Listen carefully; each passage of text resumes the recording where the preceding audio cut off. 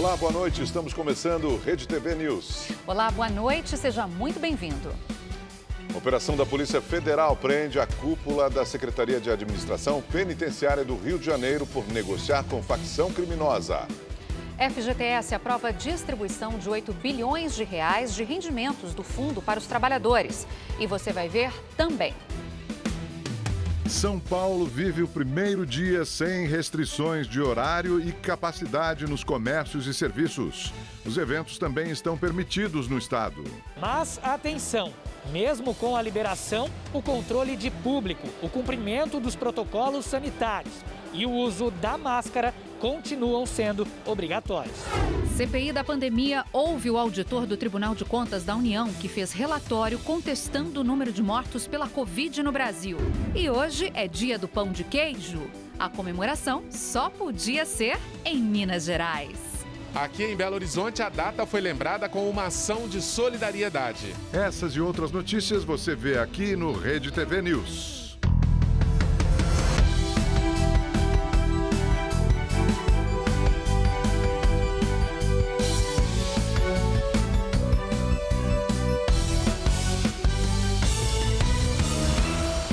Nós começamos com uma boa notícia para os trabalhadores que possuem contas do Fundo de Garantia por Tempo de Serviço. O fundo curador do FGTS decidiu repassar 8 bilhões de reais do lucro obtido com os rendimentos no ano passado. O valor será repartido entre cerca de 190 milhões de contas. O depósito deve ocorrer até o final de agosto. A divisão será proporcional ao valor que cada trabalhador tinha na conta em 31 de dezembro do ano passado. Vale lembrar que o repasse do lucro não altera as regras para o saque do FGTS, que só pode ser feito em situações como demissão sem justa causa, aposentadoria, doença grave e compra de imóvel, por exemplo. Em audiência na Câmara dos Deputados, o ministro da Defesa, general Braga Neto, negou que tenha feito qualquer tipo de ameaça pelo voto impresso. O ministro também afirmou que não desrespeitou o Senado ao divulgar uma nota rebatendo o presidente da CPI da Covid, senador Omar Aziz, do PSD do Amazonas. Na época, Aziz sugeriu que houve participação de militares em esquemas de corrupção envolvendo a compra de vacinas. Não houve ameaça. Em momento algum, a mensagem teve por objetivo desrespeitar o Senado ou os senadores, e nem mesmo a ele se referiu.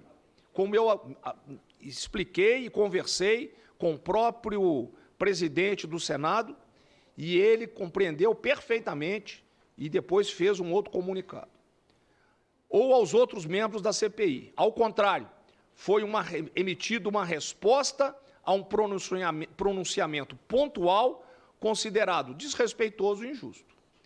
Essa resposta foi emitida de forma direta, clara, necessária e legítima. Um segundo assunto, e que tem que ser esclarecido, trata da suposta ameaça às eleições em relação à rejeição do voto impresso e auditável.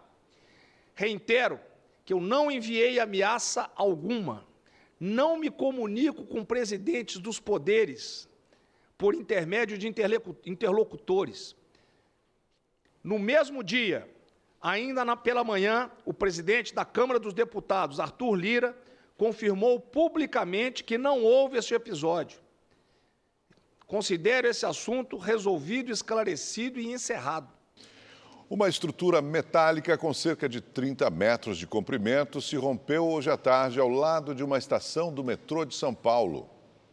A plataforma que está sendo erguida ao lado da Estação Santo Amaro, zona sul da cidade, é para ampliar a capacidade de atendimento aos usuários.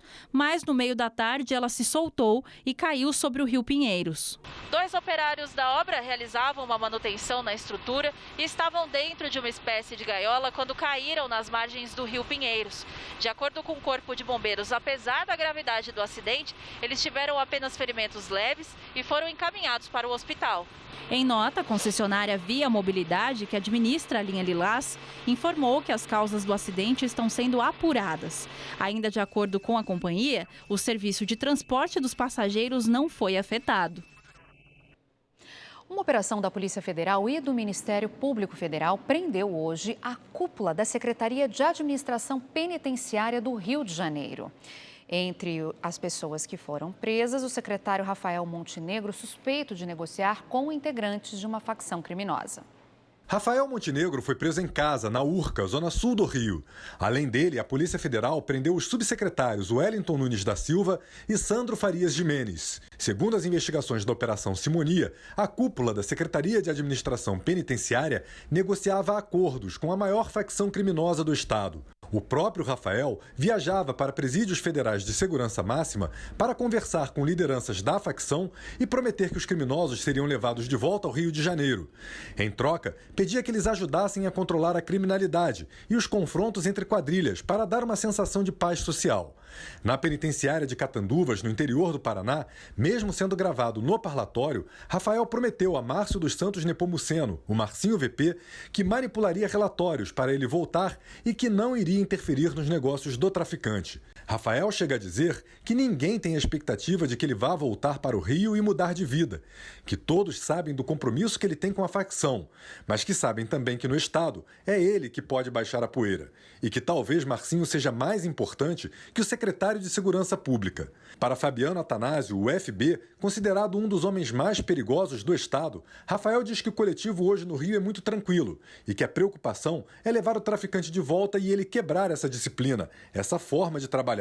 Foram essas viagens consideradas incomuns que chamaram a atenção dos investigadores. E o que é mais grave, ao se manifestar pelo retorno, ocultou dos órgãos decisórios, tanto a vara de execuções penais aqui no Rio de Janeiro quanto a vara de corregedoria lá em Catanduvas, o teor da conversa e do acordo que foi tratado e que levou àquele parecer favorável.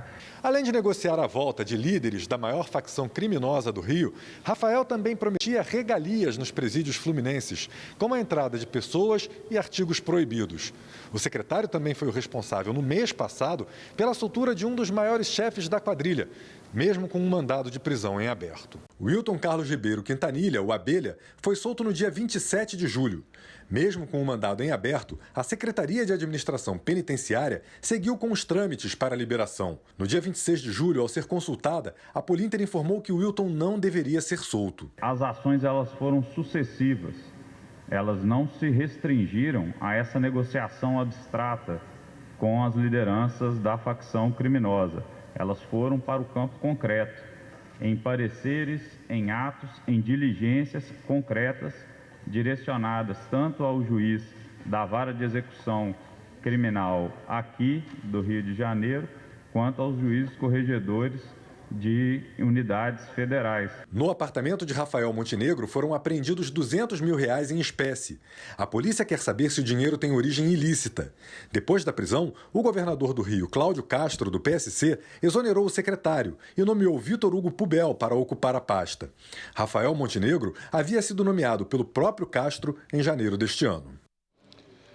A Justiça do Rio de Janeiro determinou a transferência da ex-deputada federal Flor de Lis do Instituto Santo Expedito para a unidade Talavera Bruce, que também fica no complexo de Bangu. A mudança atende a uma ordem judicial que proíbe Flor de Lis de ter contato com outras 4 réis do processo. A ex-deputada foi presa na semana passada, dois dias depois de perder o mandato. Ela é acusada de mandar matar o marido, o pastor Anderson do Carmo, em junho de 2019. Uma idosa foi vítima de um assaltante na zona norte da capital paulista. Uma câmera de segurança gravou a ação do criminoso.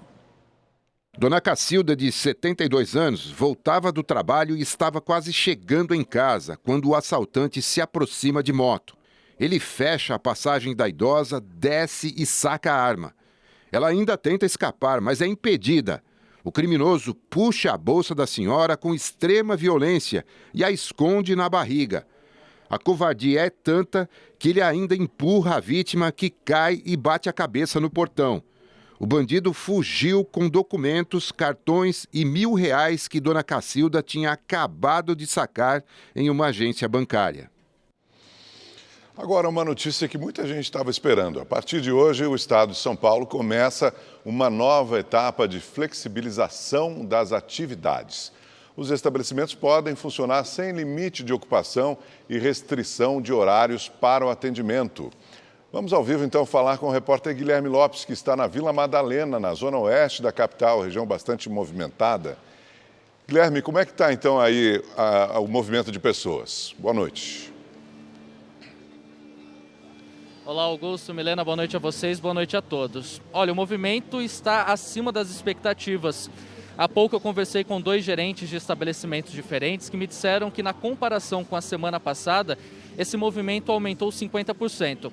É claro que hoje é só o primeiro dia livre dessas medidas restritivas. Os estabelecimentos comerciais, como os bares e restaurantes, podem funcionar com 100% da ocupação e não tem horário mais para fechar. E vocês conseguem perceber nas imagens que muitos dos clientes têm optado em ficar do lado de fora dos estabelecimentos.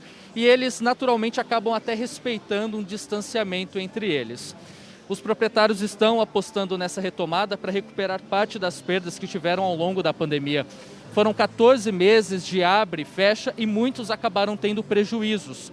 De acordo com uma pesquisa da associação que representa o setor, pelo menos 30% dos estabelecimentos acabaram fechando. Se daquele lado tem movimento, já desse outro aqui, por exemplo, alguns bares e restaurantes acabaram fechados porque não aguentaram durante a pandemia.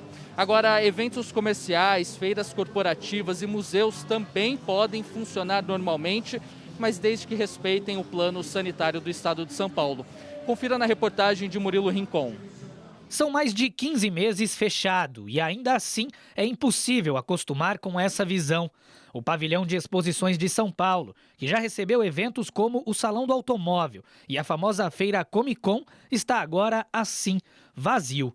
Segundo a Associação Brasileira de Eventos, a Abrafesta, antes da pandemia, o setor faturava cerca de 300 bilhões de reais por ano e de lá para cá viu a receita cair 98%, o que mudou completamente a rotina da indústria. A gente tem que reconhecer que esses últimos meses, um pouco mais de um ano, na verdade, foram dias muito difíceis para a nossa indústria, Muita gente, infelizmente, perdeu o seu emprego, Até muitas empresas deixaram de existir, porque, de fato, a gente estava proibido de realizar evento. Então, de fato, foi um momento muito difícil, muito duro para a indústria.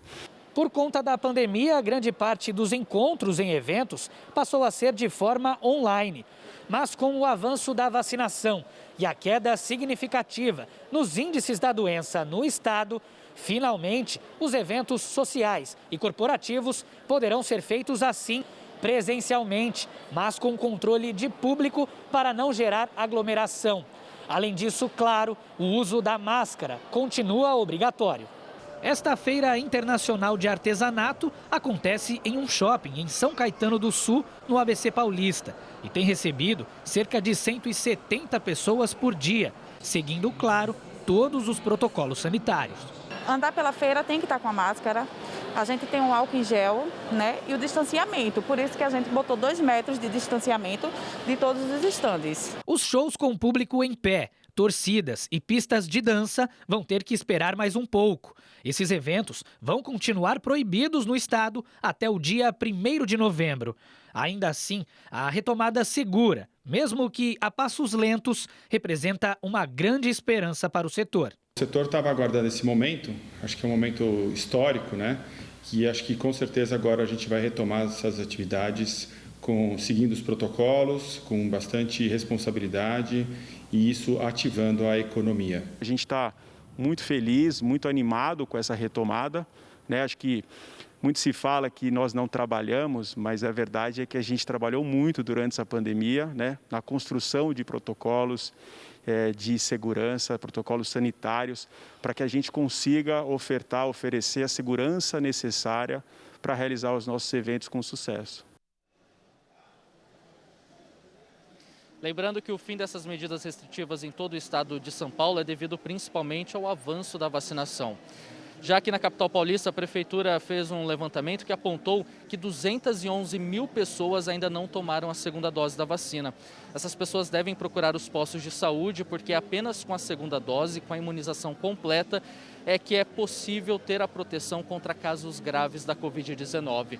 Outro levantamento feito pela Prefeitura de São Paulo apontou que em 20 dias, 2.031 pessoas assinaram aquele termo de recusa, porque foram aos postos de saúde e não quiseram tomar a vacina que estavam disponível, preferiram escolher alguma marca. Essas pessoas assinaram esse termo e automaticamente foram para o final da fila. Do outro lado, quem quer tomar vacina, independentemente de qual seja, são os jovens. Amanhã começa em todo o estado de São Paulo a vacinação dos jovens menores de 18 anos com deficiência, comorbidades, gestantes e puérperas. Aqui na capital paulista, como a vacinação tem sido fracionada, será assim também para esse público. Jovens de 16 e 17 anos começam a se vacinar amanhã. Lembrando, quem é deficiente, quem tem comorbidades, gestantes e puérperas. É preciso ir aos postos de saúde acompanhado de um responsável, levar os documentos de identificação, se necessário, um laudo médico e o comprovante de endereço. Antes de eu encerrar, a Prefeitura de São Paulo divulgou hoje que atingiu 100% das pessoas com mais de 18 anos vacinadas contra a Covid-19. De São Paulo, Guilherme Lopes para o Rede TV News. Obrigada, Guilherme. E o governador de São Paulo, João Dória, disse hoje que o estado deve completar o ciclo vacinal da população até o fim de outubro. A previsão foi anunciada durante visita do governador às obras da linha 6 laranja do metrô, que liga a Zona Norte à região central da cidade de São Paulo. Dória também reforçou que, mesmo com o avanço da vacinação, o uso de máscaras vai permanecer obrigatório em todo o estado pelos próximos meses. As máscaras preservam, as máscaras salvam. Nós temos a expectativa de ter a conclusão de todo o período vacinal, o ciclo vacinal, no final do mês de outubro. Mesmo assim, dado a variante Delta, os cuidados e os zelos, as máscaras ainda farão parte da nossa indumentária por um tempo um pouquinho maior. Dória também explicou a decisão de reduzir a equipe do Centro de Contingência do Coronavírus de 21 para 7 médicos. Os nomes serão divulgados amanhã. Nada muda, apenas uma estrutura menor, mais enxuta e mais adequada aos tempos onde temos uma redução de casos, de internações e, felizmente, de óbitos também. Em Rio Grande da Serra, na Grande São Paulo, a Secretaria Municipal de Saúde informou que foram aplicadas de forma equivocada 10 doses da Coronavac e 2 AstraZenecas em pacientes de 12 e 17 anos com comorbidades. Esses 2 imunizantes não são recomendados pela Agência Nacional de Vigilância Sanitária. A Secretaria Municipal lamentou o ocorrido e informou que todos os pacientes que receberam as doses estão sendo monitorados. Foi aberto processo administrativo para apurar o ocorrido. Os funcionários envolvidos foram afastados. O ministro do Supremo Tribunal Federal, Ricardo Lewandowski, determinou que o governo federal envie para o estado de São Paulo vacinas suficientes para completar a imunização das pessoas que tomaram somente a primeira dose. A decisão do ministro atendeu ao pedido do governo de São Paulo para voltar a receber a quantidade de doses contra a Covid-19 que era destinada ao estado antes de uma modificação feita no repasse dos imunizantes pelo Ministério da Saúde. Como resposta, a União alegou que o pedido pode impactar o Plano Nacional de Imunização e o envio de vacinas para outros estados. Minas Gerais confirmou hoje a circulação comunitária da variante Delta no estado. Para tentar frear o avanço, Belo Horizonte anunciou o calendário de vacinação para toda a população com até 18 anos. Com os lotes de vacina recebidos do Ministério da Saúde nas últimas semanas, foi possível definir as datas para toda a população adulta receber a primeira dose em Belo Horizonte. Hoje foi dia de imunização para homens e mulheres de 28 anos. Na semana que vem será a vez de quem tem 24, 23 e 22 anos. Pelo cronograma da Prefeitura, os jovens com 18 anos vão fechar o calendário inicial, sendo vacinados no dia 4 de setembro.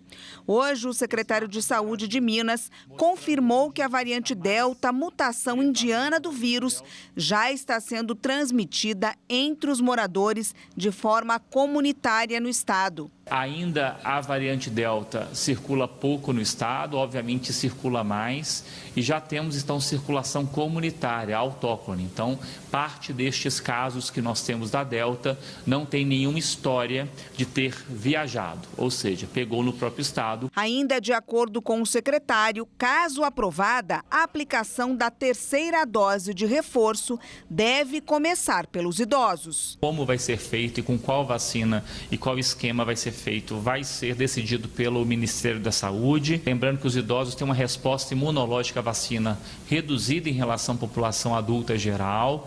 Isso é comum em qualquer tipo de vacina, não só as vacinas da Covid. Agora vamos aos números da pandemia no Brasil. De acordo com o Ministério da Saúde, 19.313.000 pessoas já se recuperaram da doença. 532.000 ainda estão em acompanhamento e, desde o início da pandemia, mais de 570.000 pessoas morreram de Covid-19 no país. A CPI da Covid no Senado ouviu hoje o auditor afastado do Tribunal de Contas da União, Alexandre Figueiredo Costa e Silva Marques. Ele é apontado como o autor de um estudo paralelo sobre mortes na pandemia. Apontado como elaborador de um documento que superdimensiona o número de vítimas do coronavírus no país, Alexandre disse à comissão que nunca indicou uma supernotificação de mortes pela Covid.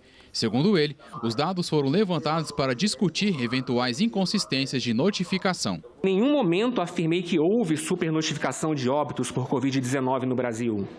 Apenas havia compilado algumas informações públicas para provocar um debate junto à equipe de auditoria. A pandemia da Covid-19 afeta gravemente a vida de tanta gente. Eu, assim como milhões de brasileiros, perdi pessoas próximas a mim por conta dessa doença. E em meu trabalho no TCU, eu estava preocupado apenas com que os recursos públicos federais utilizados no combate a essa terrível doença chegassem aos entes subnacionais na proporção correta. Alexandre também disse que o documento não era oficial. Filho de militar, ele revelou que primeiro enviou o arquivo do relatório ao pai, que por sua vez teria repassado o documento à frente.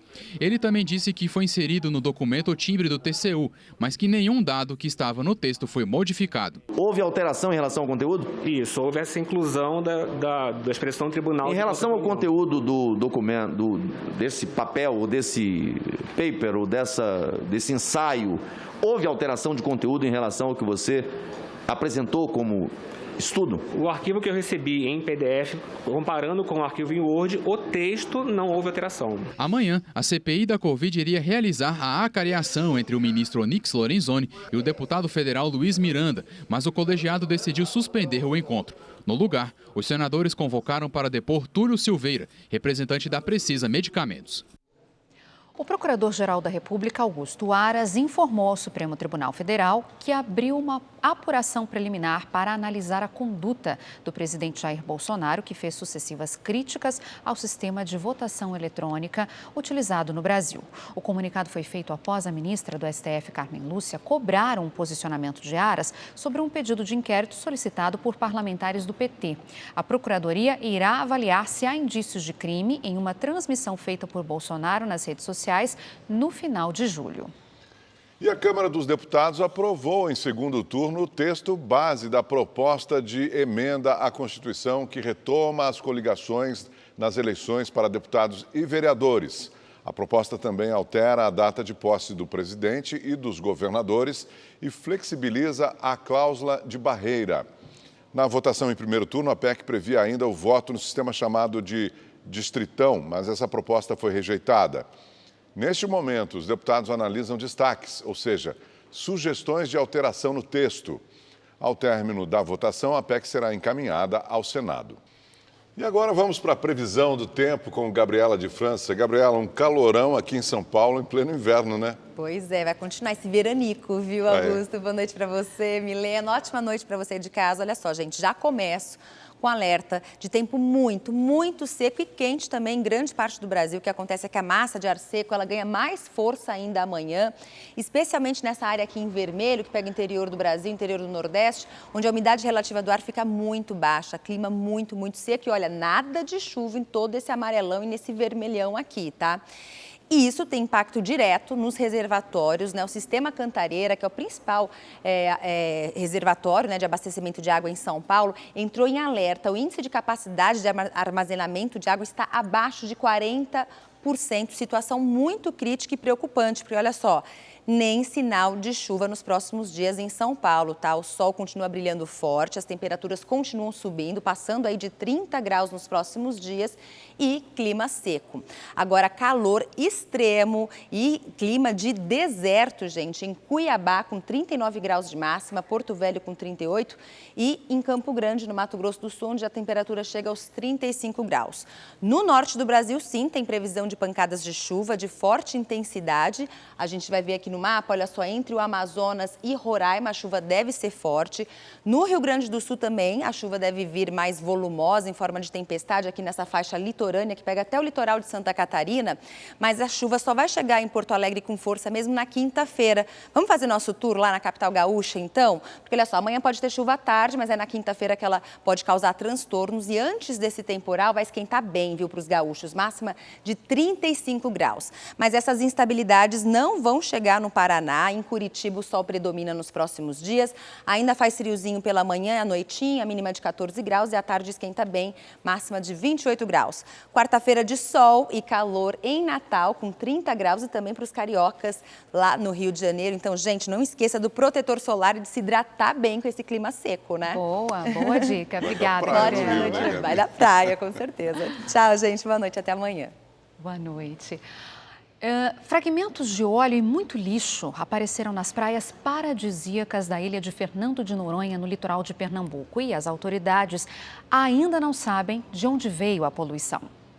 Somente na manhã de hoje, equipes do Instituto Chico Mendes de Conservação da Biodiversidade, o ICMBio, recolheram 156 quilos de piche nas praias do Leão e Soeste. No final de semana, mais de meia tonelada de óleo foi retirada do arquipélago de Fernando de Noronha. A ação de limpeza contou com o apoio da Marinha, da administração da ilha, do Projeto Tamar, ICMBio e de voluntários. O material foi encaminhado para análise no Instituto de Estudos do Mar Almirante Paulo Moreira, no Rio de Janeiro. O incidente acontece 2 anos após o aparecimento de resíduos petrolíferos em várias praias do litoral nordestino. A tragédia ambiental ainda não teve responsáveis identificados. Macio por dentro, dourado e crocante por fora. É o quê? O cheirinho é de dar água na boca. Estamos falando do tradicional pão de queijo. Bom demais, como diz o mineiro. Em Belo Horizonte, o dia da iguaria mais famosa de Minas Gerais foi comemorado com uma ação de solidariedade. A tradição começa pela receita, desenvolvida há quase 300 anos. Polvilho, ovos, queijo artesanal e quase sempre aquele segredinho passado de geração em geração. Ótimo, com um cafezinho então, hein? Muito bom mesmo. É uma joia de Minas, né? Nesta cafeteria do Mercado Central de Belo Horizonte, o pão de queijo é assado na hora e quem passa por aqui não resiste. Essas mulheres são de Brasília. Maravilhoso, delicioso. E desse local aqui mais ainda. O seu Sidney também é só elogios. Nos dias de maior movimento, ele chega a vender 600 unidades. Quando eu adicionei o pão de queijo no meu comércio, nós triplicamos a nossa venda aqui, ou mais. A iguaria mais famosa da culinária mineira é tão importante para a gastronomia e para a cultura que ganhou uma data comemorativa. Hoje, 17 de agosto, é o Dia do Pão de Queijo. E neste ano, a homenagem aqui em BH teve um gostinho de solidariedade. Alunos do SENAC aproveitaram as aulas do curso de gastronomia da instituição e produziram dezenas de pães de queijo para serem doados. Participar desse workshop foi uma experiência bem interessante, principalmente pelo fato de ser um trabalho social. O público escolhido para receber o alimento foram pessoas em situação de rua, acolhidas pela Arquidiocese de Belo Horizonte. A gente entende que a formação técnica na gastronomia, na faculdade, ela é muito importante, mas que a formação cidadã é imprescindível no percurso formativo do aluno também. A produção total chegou a 300 pães de queijo. As iguarias foram distribuídas neste espaço da Pastoral Nacional do Povo de Rua. Trazer aqui, ofertar esse pão de queijo para as pessoas, significa reconhecer também a dignidade dessas pessoas. Certeza mesmo é que o tradicional pão de queijo mineiro é sempre uma boa pedida. Pão de queijo é bom demais da conta, só. Agora o esporte. Com a possibilidade de ter uma semifinal 100% brasileira, Flamengo, Atlético Mineiro e Fluminense treinam forte para buscar classificação na Libertadores. Com uma bela vantagem construída no Paraguai, o Flamengo vai reencontrar o Olímpia, com o apoio dos torcedores no estádio Mané Garrincha, em Brasília. Após a vitória por 4-1, o rubro-negro pode perder por até 3-0, que garante vaga entre os 4 melhores da Libertadores. O técnico Renato Gaúcho vai ter alguns desfalques. O lateral Isla sentiu dores na coxa e o zagueiro Gustavo Henrique testou positivo para a Covid. A gente vai em busca da passagem da próxima fase, até porque esse é o nosso objetivo. Vamos esquecer o placar e vamos começar a partida como se o jogo do Paraguai tivesse sido 0-0. Aqui em Belo Horizonte, a expectativa é grande para o clássico entre Atlético e River Plate. A vantagem é para o time do técnico Cuca, que pode empatar após a vitória por 1-0 na Argentina. Cerca de 18 mil torcedores vão poder acompanhar a partida no Mineirão. Presença certa no estádio é o do novo reforço do clube. O atacante Diego Costa finalmente desembarcou no Brasil após uma cansativa viagem da Espanha. O jogador passou por avaliações médicas durante a tarde e já prometeu alegrias à torcida do Galo. Massa, torcida do Galo, eu só quero dizer a vocês que da minha parte não vai faltar empenho, raça, vontade e gols. O que eu posso transmitir, que esse é meu desejo e meu objetivo. Na quinta-feira será a vez do Fluminense buscar a classificação fora de casa contra o Barcelona de Guayaquil, no Equador. E o Rede TV News de hoje fica por aqui. Uma ótima noite para você, até amanhã.